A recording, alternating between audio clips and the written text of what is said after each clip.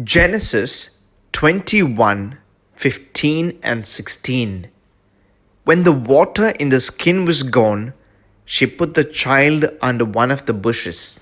Then she went and sat down opposite him a good way off, about the distance of a bow shot.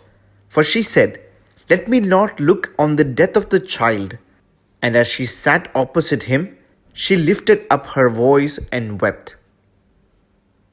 Here we read about a mother's cry who knew her only child was going to die very soon. She knew that her son would survive if he had some water to drink.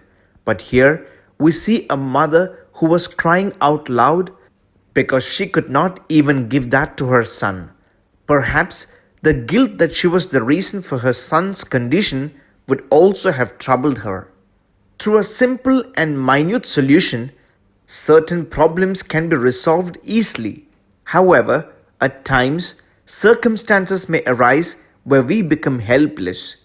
In life, instances where we feel we are not useful to anyone or that we are the reason for another one's pain may arise. But during these times, what is it that we need to do?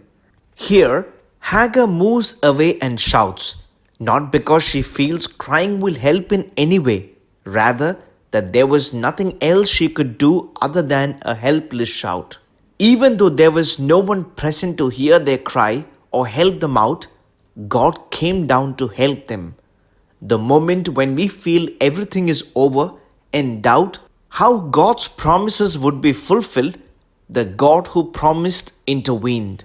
From that moment onwards, the situation changes.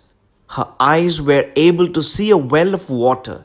It was then she realized that before the water in the skin was over, God brought them beside a source of water. God leads us with great care, even though we did not understand or realize it. God must have prepared solutions to everything needed well in advance. Even when our human minds say that all ways are closed, are you able to believe that God can still open up supernatural ways for you? Never forget that our promises will never go in vain. May God bless us all.